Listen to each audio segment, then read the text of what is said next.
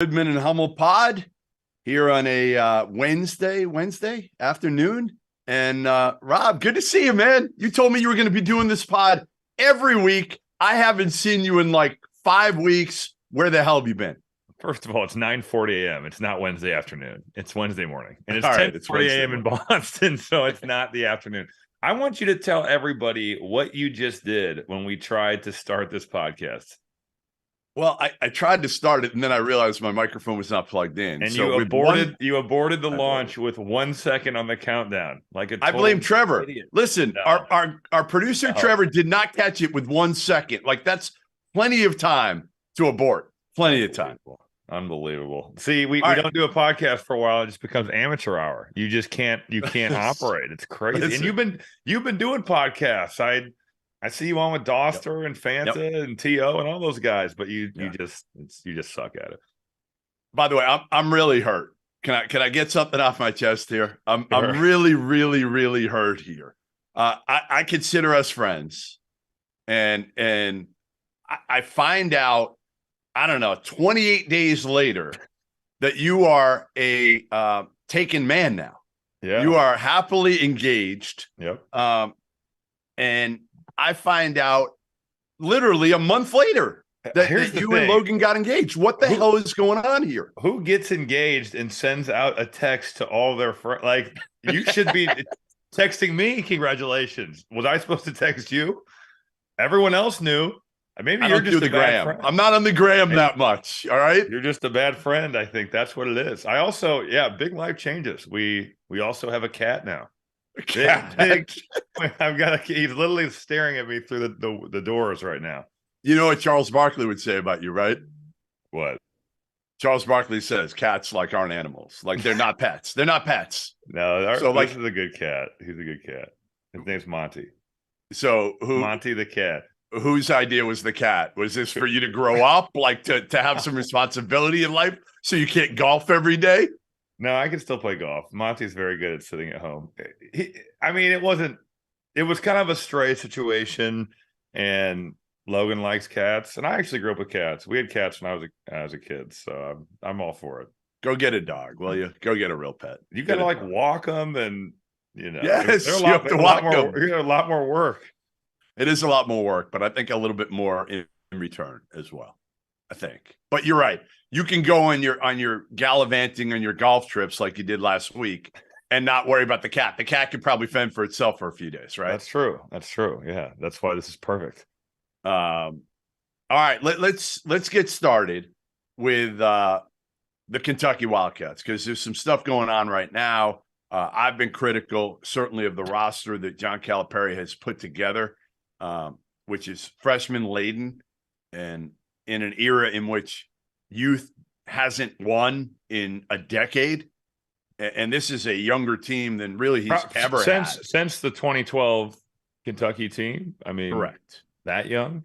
And they had a couple, at least veteran-ish guys on that team. Like this team right now, and there's one moving part right now. I tweeted out the other day that Antonio Reeves was likely to go in the portal. And he was at that point. He's registered for classes, enrolled in classes at Illinois State, where he started, according to my sources, had planned on going in the portal.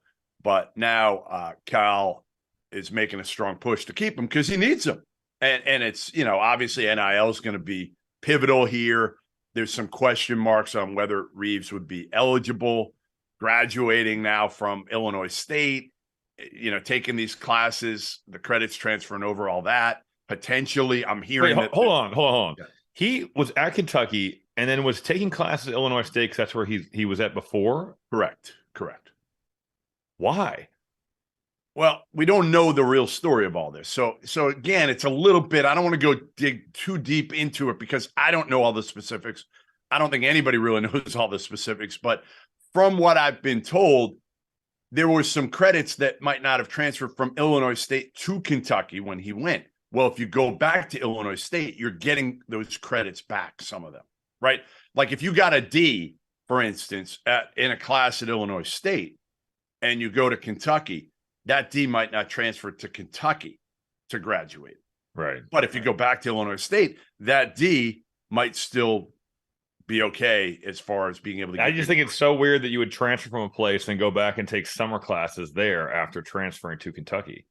Well, I think, again, part of it was the ability to graduate taking those classes, where if you stay at Kentucky and Kentucky isn't going to pay for your, like, that's one thing too that people don't understand. Most schools will pay for summer school. Not most, but some, I don't know what the percentage is, but even if you're going to transfer out, some schools will say we'll still pay for your summer school because they don't want it to affect their APR. Right. Yeah. So some will do it. Some will say, no, we're not paying. You're leaving. You're transferring. Why the hell are we going to pay? I understand that, actually. I probably wouldn't pay either. But like you said, in the past, you've needed it for your APR to be able to not take a hit. Anyway, all right, let's move on to Kentucky's roster, because right now it's trending in the way that Antonio Reeves is going to come back to Kentucky. Now, again, we don't know that for a fact until he announces. Who knows? But let's look at this roster right now. And let's look at it with Reeves, even. Let's look at it with Reeves. Because, I think Reeves is a nice player, but we're now acting like Antonio Reeves is like Ray Allen or something. Michael Jordan. Back to save the day. Right. Like Antonio Reeves is a nice piece. Yeah. But he's a veteran. He's a veteran, and that's something that they don't have. Yeah. I mean, I think you look at what they return. Brennan Canada, Ugonna Onyenso, and Canada's a walk-on. Right. But that's what I'm saying. Right. They've got 3 guys that are coming back. Thiero too. So it's two that didn't even play last year. I agree. But then you look at who's coming in, and you've got Aaron Bradshaw, now this Jordan Burks kid who looks like he can really score. I don't know much about. I'd see he's ranked in the 160s, and they're really excited about him. Obviously, Robert Dillingham, Justin Edwards, and then DJ Wagner are all super talented, but they're all really young. So it's shocking to see how many people and names are leaving the team. And I think it's even more shocking because when Cal got to Kentucky, I just thought, how can this ever go bad? That's what it felt like. How can this ever not work? Because the fan base that Kentucky has, the resources that Kentucky has, the boosters, the way they were getting players, the way they were winning, the people that were in the program. And now I am baffled by his approach to the collective. And I can see where you might not like it. But in reading some of his comments, it's like he's in blue chips, and he's afraid that Happy the booster is going to be controlling the team from the outside. But there's all these places that have collectives, and I haven't gotten that feeling that even though people are giving money for NIL, that they have legit power to control things. But he acts like this will just take everything away. Now, I think they announced some new La Familia, I think it's called, or something like that. I don't know what the hell it is. So is that a collective? I don't think it's a collective per se. I don't know how they're doing it. I don't know how they're organized. I could find out certainly here. But yeah, I mean, it's almost like they're behind the time. And okay, yeah, you never dealt with Booster. No, you never dealt with Worldwide West. No, he was never a booster. Come on, like he's been helping him since he was at Memphis. Obviously with players, we know that. But to me, obviously you have money, you have support. Again, I get back to this roster and I'm just looking at it. I'm like how did it get to this point? Again, 10, 12 years ago, we might have thought that this roster, and again, it's a number 1 class in America in a week class. There's no number 1 player this year. There's no guy that you're looking at in college basketball and saying, holy shit, this dude is a lock one and done. Like these guys are going to be one and dones, but like not lock one and done, lock top 10 pick. I love Bradshaw, and I really like Edwards as well. Those are the two. How much do you worry, though, Jeff, about how much these guys need the ball in their hands? I've said that. Wagner and Dillingham, I was going to get to that. Those 2 guys are high volume, low efficiency scorers. They both need the ball in their hands. Again, if they get Reeves, they have a shooter, which is absolutely necessary because right now they don't have a proven shooter. How many times in the past couple of years have we said that about Kentucky, though? They have no shooting. And then when they did have shooting, they couldn't get those shooters open looks. And they offensively have really struggled. I just feel like this is so weird how it's gone from, wow, John Calipari runs this offense that is so cutting edge and the dribble drive. And now we're like, some of this shit looks like the Stone Age. It really does. And I just am baffled at how we got here. And it's jarring to see who's leaving. Damon Collins, CJ Frederick, Chris Livingston, Oscar Sheboy, Jacob Toppin, Cason Wallace, Lance Ware, Severe Wheeler. Holy shit. Yeah. That is a ton of talented guys on a team that really wasn't great for a lot of the year and made the second round of the NCAA tournament. And you lose all that. You're really leaning on freshmen, and that has not been the recipe to win in college basketball since Kentucky did it in 2012. Yeah, I mean, listen, again, and they didn't get anything done in the portal. That's shocking too, because Kentucky is a destination school with tons of money to throw around, unbelievable facilities, unbelievable tradition, unbelievable fan base. How can you not get anybody? I mean, think about this. And I don't mean any disrespect to Kansas State, because I think Bramlage is a great building. They do have history. I think Jerome Tang has done a phenomenal job. But can you imagine Kansas State beating out Kentucky for a high-level player ever? No. I mean, the fact that Kaluma went to Kansas State is shocking to me. It really is. And they don't have crazy NIL. It's not like Kansas State. Now, again, I think part of the problem is anybody wanting to go to Kentucky right now, any veteran, is looking at it and saying, all right, they got all these top high school players. I don't want to play with these dudes. Number one, people are telling me that they're guys who need the ball in their hands. Number two, I don't want to play with a bunch of freshmen right now. I need to play with older dudes. Like to win. Yeah. No, right. That to makes win. Sense. And you're not going to be the guy. If you're Kaluma at Kansas State, you're probably going to be the guy this year. They're going to focus a lot of what they do around him.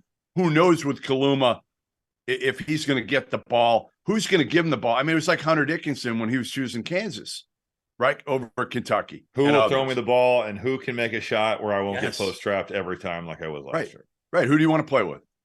Yeah, that's true. Juwan Harris or Robert Dillingham? Yeah. Like it's a no-brainer. No disrespect to Dillingham. He's a freshman, and he's a freshman who's likes to score as well. So, Juwan Harris is a guy who's just looking to set you up. But Chris Livingston is the baffling of all the decisions. Okay, listen, we can go through them, right? Cason Wallace was gone. We know that. Oscar, the time had come. The time had come for Oscar. Although I'm a little surprised because I thought he could just make bank on NIL. And who knows what he's going to be. But he's made more money than he ever could have imagined anyway. Wouldn't it be great to stack another $1.5 million? Oh, totally. $2 million. Yes. I'm not saying he hasn't. I'm just saying, hey, year 2 or 3 of that sounds pretty good. You know what I wonder? I wonder if he was ready to move on partially because of how Cal utilized him. Remember, there were times last year. Remember when he was benched last year? Like, I wonder if that player of the year or the year before. Right. I wonder if that hit Oscar from a pride standpoint, from a look at what I've done for this program to get it back to from the year in the, with COVID, where they were 13 and 19, and Oscar kind of saved him. Let's face it. He kind of did. And then to be treated that way. And I understood it. Obviously, again, there were times when Oscar was terrible defensively. So you had to do something. But I just wonder how much communication there was about all that between he and Cal, and how much he was just ready to move on from that. All right. CJ Frederick, listen, he was hurt, didn't make shots. But he's been hurt since he was at Iowa. I mean, that's kind of been his deal. Since he left right at the end of Iowa? He was injured while he was playing for Iowa. He was hurt a good amount. So he goes, Severe Wheeler didn't fit. He got benched, hurt, benched, whatever you want to call it. Jacob Toppin, I don't know. That's a weird one for me because I almost feel like, maybe Toppin makes the league. I don't know if he's drafted, not drafted. Probably could have come back for one more. And honestly, been the guy. But again, is he getting the ball? Is he going to get the ball? So I'm fine with him. Lance Ware, go to Villanova. You barely did anything. Damian Collins is the one I honestly feel terrible about because he's had so many personal issues with deaths in his family. The nicest kid you'll ever meet. And I thought he was going to be a dude. Like, I thought he was going to be a shot blocking menace who could run the court and just finish. And I think he could be. I honestly think he could be in time. But that was one that I wish he had stuck around because, I don't know how Aaron Bradshaw, there's some concern. I don't know what level. It might be minor, but with a foot injury with Bradshaw, again, a guy like Collins, if you have him sitting there. But again, I'm sure he's looking at it of like, all right, if I come back, how much am I going to play with all these kids? I will say, with all the criticism that Cal has gotten, it still is pretty wild that he's got the numbers, 3, 4, 6, 16, 41. Like he's still got it's a crazy class from a numbers perspective. Now they have to prove it at this level, and that's going to be the big question. Can they do that? But he has gone back to bring in high-level freshmen, but I just don't know if you can win. Where do you see this team? Are they a fringe top 25 team? I just took them out the other day. I put Arizona in, even though I didn't really want Wow, what? I did. I put him in at 25. Wait, you said that I thought you said with Caleb Love. I took him out. You're walking that back? I dumped him out. No, I took him out for about 3 weeks. They were gone. Well, what changed? I don't know. I had the vibe changed. Just something. I didn't want Kentucky in. My take was without Reeves, there's no way you could put him in now. How much crow will you have to eat if Antonio Reeves comes back to Kentucky? Will the Kentucky fans? They'll kill me, but again, all I was saying is at that point it was likely he was going to go I mean, the kid is enrolled in classes at Illinois State. Obviously, his intent at that point. You got to know that he's going to enroll in classes at Illinois State and maybe come back to Kentucky. You should have forethought that. It's like the Trey Burke thing years ago. You say it, and things, especially these days. Listen, things change more these days than ever because of NIL, right? Like, God thinks he's gone, and you can up that NIL offer pretty quick. Yeah, I mean, look at some of the stuff that Rutgers has dealt with. I mean, I just brutal. Some of those were shocking. The timing. No, I know they just got killed. I mean, you lose Cam Spencer and Mulcahy in the last month.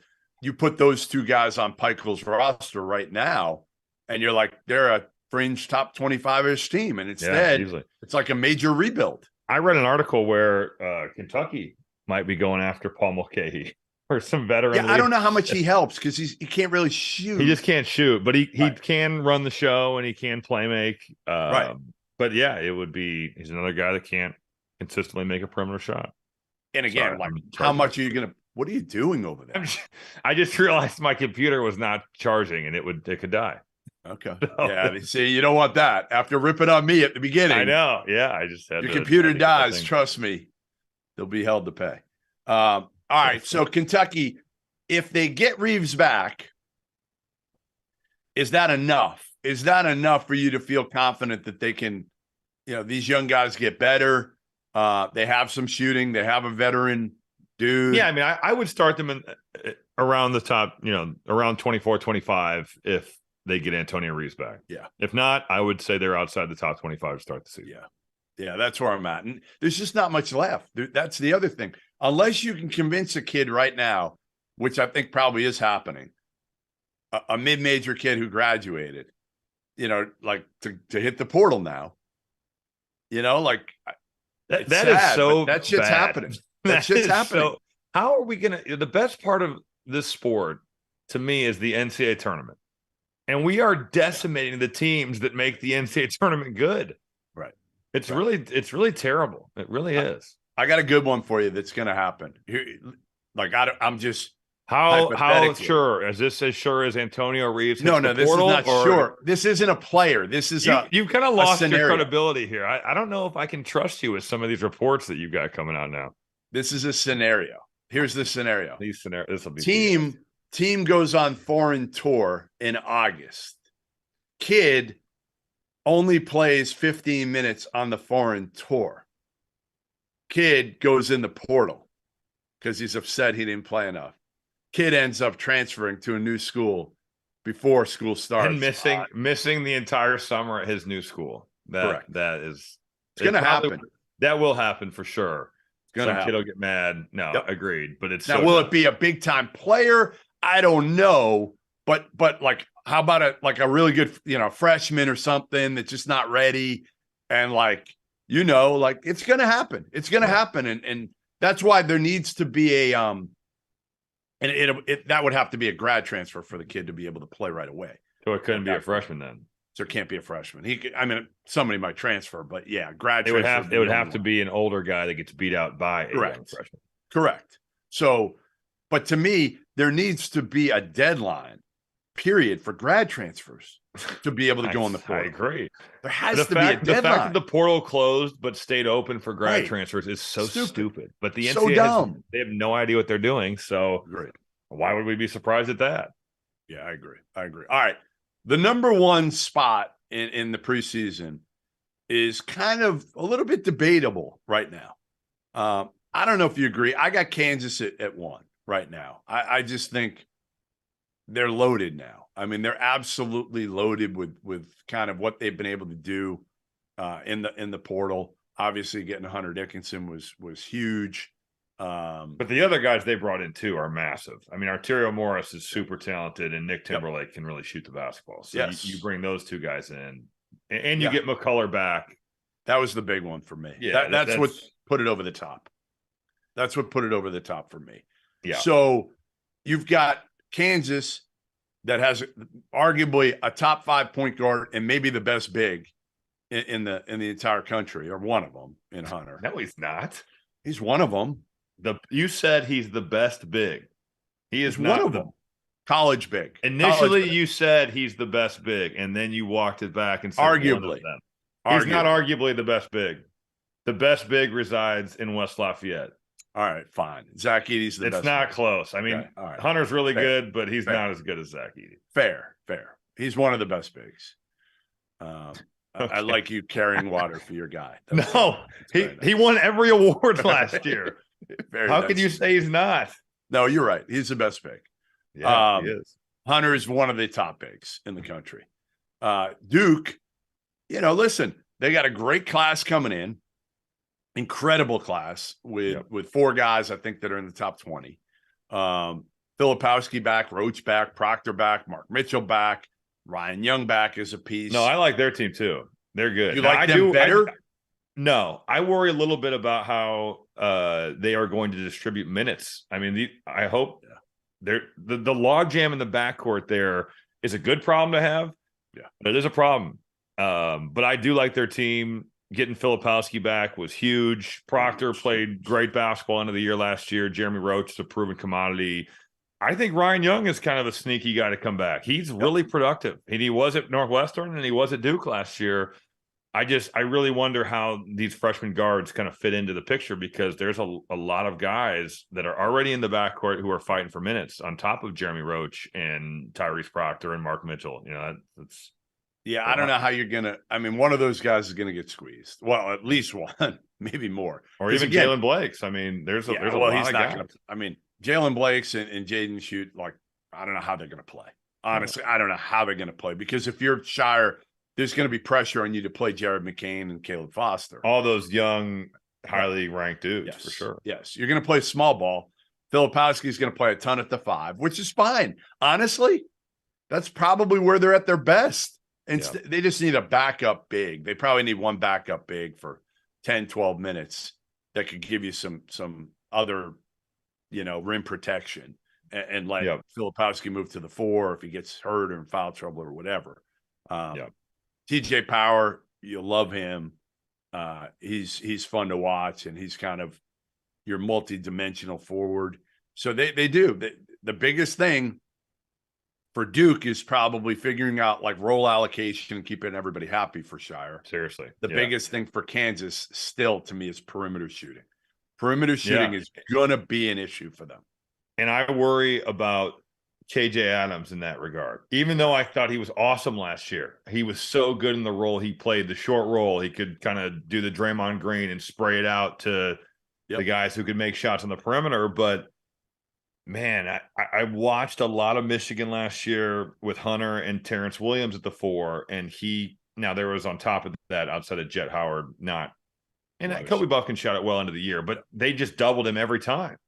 And with KJ Adams as a non-shooting four-man, that's going to be a massive question mark for Kansas. Can they avoid that with enough perimeter shooting in the backcourt to where, all right, maybe we're just diving KJ Adams on every double and making them pick him up at the rim, but still, you'd rather it be like last year where you go, well, we got Jalen Wilson, double off, at the 4, double off any of these guys and let us just shoot horse shots. Yeah, I mean, it's Timberlake and Hunter Dickinson's your second best shooter, and that's not a great thing. That's not what you want. Let's face it. So collectively, like what did McCullough shoot last year? Like 32. Yeah, McCullough didn't shoot well. DeJuan Harris didn't shoot well. You bring in Arterio Morris is not a shooter. He's Marco Jackson's big time athlete. Yeah. Right. They're both athletic. So, I mean, honestly, if I was Bill Self, I'd almost be looking for one more just like spot up, just kid who can drill it. Just stand in the corner. But who is around? I guess you're hoping for the... You can't get a foreign kid? You can't get an international kid who can do that? Are there good international players that are just waiting to be plucked? I don't know. You were over there. You were overseas. Can't you find somebody? I was in Vienna 2 weeks ago. I could have found Bill a shooter. Could have found somebody 3-on-3. That's right. All right. Let's get to the draft a little bit, which is a week from tomorrow. A week from tomorrow. I'll have to see your mug in person next week because we're going to do the show in Stadium together. That's right. Along with Cam Smith and Pat Garrity and Shams breaking every damn pick. Didn't you used to do that? I feel like you ruined my draft pick by tweeting out that I was going to be taken by. I think I did. I can't remember where I was then. How did you get that information? It's so easy. I mean, honestly, it's so easy because what there is there's kind of you can get it from individually from each. If you have somebody from every organization, you can. So you're just blowing up like, who are you taking? Who are you taking? Who are you taking? You can do that, or there's also group chats among some of the execs with each other. So they'll text it to other people. So if you get one of those people in a group chat, you have all those guys because they're going to text who they're taking. So why are they texting people who they're taking? Well, once it's official, there's a gap. Once you put in your pick, they're texting their boys maybe at other organizations that are maybe lower level or like, we just took such and such. Yeah, like you're like the fifth guy for the Toronto Raptors. You're texting somebody else, not the GMs. They're not in these. No, I got you. But somebody else. And all you got to do is have access to one of those guys, and they're going to give you everything. Wow. There was one year. It was a Shelvin Mack year. I was with Shelvin, and the whole day I spent the whole day with him, and I ended up breaking a ton of picks that year. Yeah, I did it years ago. Now, obviously, Woj and Shams kind of own that deal. We were told we couldn't. When I was at ESPN, I was told I couldn't break picks. Because it ruins their coverage. I mean, honestly, if you just follow Twitter, you know who's getting picked, but it really makes it anticlimactic. I would think the NBA would put the kibosh on it if they could. Well, they did with ESPN, but then Shams did it anyway, and then Woj felt like he had to do it in his own way of, I don't know how he does it now because he just felt like he was. I mean, I guess it would feel if I'm supposed to be an insider and I'm told I can't do it. But it's so dumb. It's like, again. Well, it ruins that watching it. Watching it on TV stinks. It's not. Well, and the NBA sucks anyway because they got the deal too. You got to keep the hat on. It was the dumbest shit when I did. And I think it's the same way now where like literally you get drafted, even if you got traded or the pick got traded, you got to wait till like the end of the draft to announce it or the end of the round. It's just the NFL does such a better job. Anyway, all right, let's get to, I want to hit you with a couple guys. And we can even go through like underrated, like a guy that you feel like is just being undervalued and a guy that's overvalued. But can I start with a guy that I just don't have a great feel for? And you must have a better feel because you did a bunch of his games in person. It's Kobe Buffkin for me. Didn't play a lot early on in the season and really he was on playing. He just wasn't as productive. Good. He wasn't wasn't as productive, but he was playing. I really like Kobe Buffkin. He's got good size, lives at the rim, really efficient around the basket, great athlete. Shot it, I want to say, last 15 games on at like a 40% clip from three. I did the Illinois-Michigan double overtime game, and he was unbelievable. Like, unbelievable. He guards your best player. He made plays. He played in pick and roll. I think from everything I've read, he's worked out really well. They kind of sounds like he's snuck into maybe that 12, 13, 14, 15 range. Is that too high, Rob, or no? No, I like him. I really do. I think because he's proven that jumper can come around. He's a high upside pick. He can be a 3-and-D guy. I really like Kobe Buffkin. I think he's going to be a good NBA player. Who's the best shooter? We did this thing. We didn't ask your opinion. I don't. Yeah, I saw that. I was pissed. Yeah, you should be. That's Doster. That's not me. Actually, it might be Greg Waddell who reached out to everybody. It's okay. I'm not mad. The best shooter in the draft. And like it was like 8-2. I think it's pretty easy. Who you do. I think there's two guys. No, I do too, and I think it's the same two guys you were saying. It's Grady Dick and it's Jordan Hawkins. Correct. Who would you take? Jordan Hawkins. I think he can be like. I think he can be like a Rip Hamilton, kind of come off screens, flyer. I just think he's a really good player. I really like Jordan Hawkins. I like Grady Dick. I thought Grady Dick when I saw him at when I saw him at the NCAA tournament in Des Moines, I was shocked by how he competed, how he rebounded. Right. He was more than just shooting standstill jumpers. He got to the offensive glass. He shot 40. Hey, he shot 40 as a freshman from three. Yeah, but what was Jordan Hawkins is flying off screens. You got to chase him the whole game. Right. He's not just hitting standstill jumpers. Like if you're guarding him, it's going to be like some Ray Allen type stuff where now I'm not saying he's making him with that clip, but he is running you around screens off the baseline. I just think he's a more versatile, dangerous weapon than Grady Dick, who was mostly standstill threes when he shot them. That's a good point. That's a good point. I think Grady Dick is going to be the better pure shooter. Like I could see Grady Dick being a career 43% 3-point shooter in the NBA. Yeah. Hawkins could too. And they're going to both those guys will have chances to stand in the corner and shoot it when you're open, but I think Hawkins will be used kind of in a run off screens type mode too. And I'm not sure Grady Dick, at least early, will. Actually, I know he won't. Yeah, no, agreed. If I'm going to ask you, who's the guy who made the wrong decision?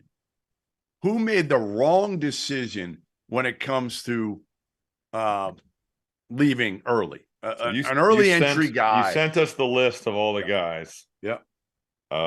Actually, there weren't as many baffling decisions, I thought, as in past years where you're just thinking, why would this guy do this? Looking at the list,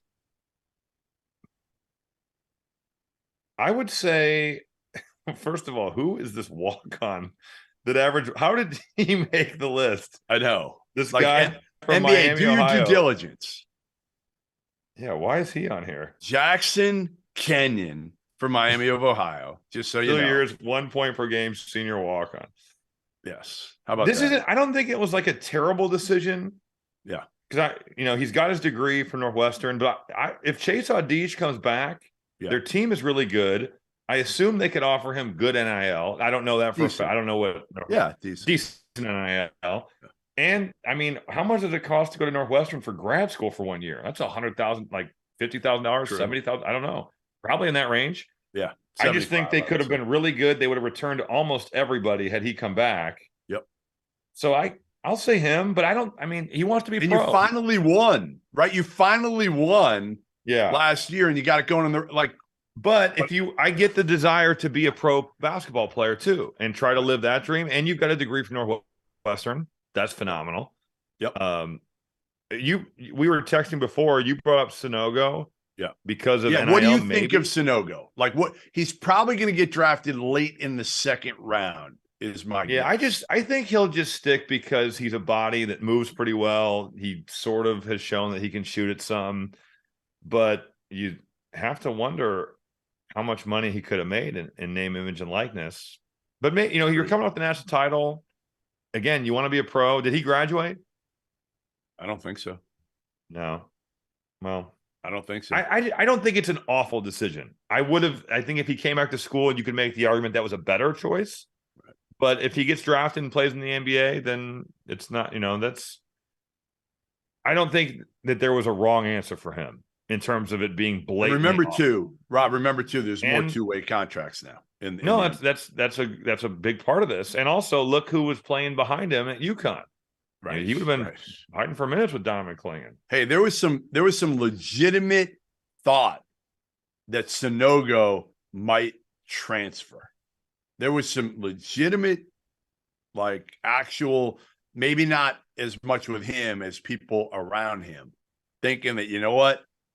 Clingan's behind you. They can't afford to pay both of you. Yeah. If you're not going to be drafted, which it looks like he will be drafted, hopefully, then go into the portal and you can make $1 million next year and make bank. Yeah. Somebody. Yep.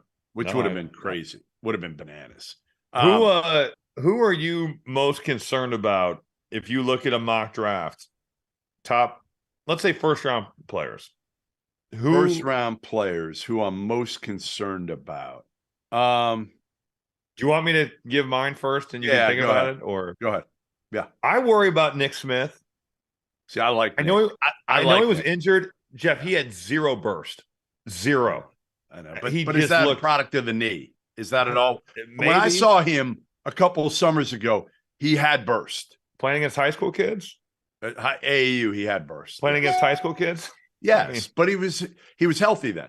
No, I just don't know how healthy he was all year. I know. It was pretty shocking to see in Des Moines at the NCAA tournament. He didn't play. I know. He couldn't play. It was crazy. And if he was hurt, certainly that plays into it. Can he get healthy? I worry a little bit about Bryce Sensabaugh. He's an elite He probably should have come back now. We'll see where he gets drafted, but I almost feel like maybe he should have come back. I don't think it would have been an awful decision to come back. Right. He is terrible on defense. Terrible. I can't even say that he tries. He just really doesn't have an awareness of what is going on. But man, that pull-up is pure.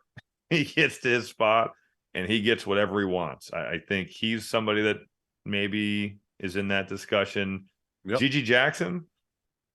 He's an interesting one. I mean, just some of the things that came out about his year at South Carolina is concerning. But he's 17 or 18. Yeah, he reclassed. I almost feel like you're taking GG to throw him in the G League for a year or two. Then you bring him up. And I think he's a potential guy who could be a good piece down the road. I'm fine because you're taking GG low right now. You take him in the late 20s. Yeah, you absolutely. He's worth it. He's worth it to me. Yeah. I like Nick Smith because I think you're taking him low. I'd take him at 10. I know a lot of people wouldn't right now, but I would take him somewhere in the top 10-ish. Yeah. I would love to know how his workouts have gone. I just was shocked at how bad he looked. That's a good idea. That's a good idea to find out the NCAA what tournament. He's been doing. Derek Lively. I'm high on him. Me too. Think that he's perfect for the NBA. Did you see the video of him making all those threes? Yeah. He could shoot it. I saw him a couple years ago. He didn't make a ton. And that's not what he's going to. But if you have that ability to do that is huge in the work in the modern NBA, and you work in your game. Right. I think from a rim protection standpoint, he played better throughout the season. The expectations of him were so high because he was the number one player in his class, but he was never going to be a back to the basket dominant scorer. Nope. But that doesn't need to be now. He just needs to block shots, rebound, catch lobs, and step out and make a jumper. And if you can do that, you can make a couple $100 million. You really can. Yeah, for him, I kind of worry just about his health as much as anything. Again, with that body build, those kids, could he be a Robert Williams type? And if he can be healthy, he's not built like Robert Williams. Robert Williams is a little bit bigger and stronger, but man, I mean, look at some of the skinny, big, Jackson Hayes, who was a pogo stick coming out of. I mean, he hasn't really. He's done nothing. He's done off the court, but he hasn't been good. Nope. But we'll see. I like Derek Lively. I think he's got a real chance to be a very good center in the NBA. Jalen Clark. That's the one for me. That's the one for me that just makes zero sense. Well, because he's coming off such a serious injury. Achilles, like yeah, torn right. Achilles. I mean, can't do anything for a team.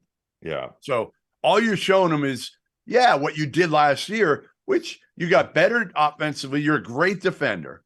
You got better offensively. Now, oh, by the way, Tommy Hawkins is gone, and so is Tiger Campbell. So you come back now, you're going to be probably the top option, or certainly one of them. Yeah. Like, what are you thinking? And he's such a good kid. Like, there weren't a lot of think about mistakes. This though. Think about this, because I dealt with this. Let's say he re-tears his Achilles. Now you're looked at as you might never play in the NBA ever. Right. Like I re-blow my knee out, and now you're looking at you don't play basketball for 17 months. So maybe he's thinking, all right, I'll turn pro. I'll hopefully get drafted. I'll be able to rehab at an NBA facility. But that might have gone into it. I could see that being a big part of it. I guess, but again, the odds you're going to tear your Achilles again next year, they're not high. They're higher than if you had never done it before. True. I don't know. That's one that, again, to me, that's one. And Chris Livingston is the other one to me that just. Now, Rich Paul represents Chris Livingston, so maybe he can get him late in the first round. They'll certainly get him a guaranteed contract. We know that. But here's my take. If you don't want to go back to Kentucky, which obviously he didn't. So hit the portal. Hit the portal, and you can be a guy somewhere else. But you're on such a fast track. And again, I think part of that is the agent that represents you, and that's kind of been Rich Paul's MO for the most part. Instead of just, hey, take it slow. Yes, you were a top player coming in, but there's a lot you need to work on.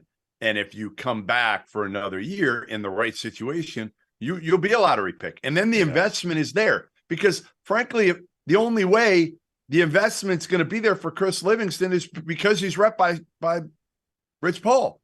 And Rich has so many other clients, big-time clients. So he'll get him a spot and keep him a spot because he'll want to keep somebody else happy. Right. He'll want to keep an organ, So I don't know. I didn't love that decision, to be honest. All right, where would you take? And you saw this kid in person. I've seen him numerous times. I can't wait to see where Emoni Bates goes in the draft. I can't wait. It's weird because I'm rooting for Emoni Bates. I sat down with him a bunch last summer. Yeah. I'm rooting. Like, can I say that I'm rooting for Emoni Bates because of everything? And a lot of people would say, why are you rooting for him? What did he go through? Well, he got put in a terrible situation by his dad. Yeah. You put him in a high school that's fake. He doesn't learn how to play legitimate, structured basketball. He's a talented shot maker. I saw him against Michigan. He balled. Yeah. He almost beat him. I think him and Noah Farrakhan almost beat him. He had like 32. He was killing at Little Caesars Arena. That was back in November. I think he'll get taken in the second round. I think a team takes a flyer on him. I think they will like his shot making. You will not like his ability to play without the ball in his hand, his defense, his physicality. Yeah. He is so skinny. He needs to add another 25 pounds and then could probably afford to add another 25 pounds. He's so thin. Yeah. But he can score, man. He can score. And that's certainly a skill. And I'm sure a team will take a flyer on him in the second round and see kind of what happens. All right. Listen, again, you and I will be breaking down the draft next week. We'll probably do something maybe before. We'll see. Two podcasts in 2 weeks? We'll definitely do a post-draft podcast at some point. It just depends. You're a busy guy. We know that.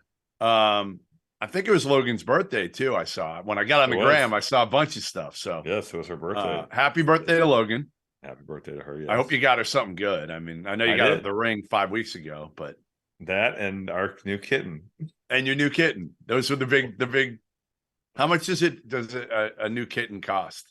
Not that much. He was being fostered, so it was like a foster. So not much. So really, you didn't. You didn't really reach into your pocket a whole hell. But his all his toys and his litter box and his food and all that is not cheap. So plus you used all you used all your money on the ring. Let's be honest here. All of it. I'm hurting for cash. All the podcasts you did, all the series. That's why we're on here today. Hosted. That's why I had to come back today to get. Yeah, you got to get paid.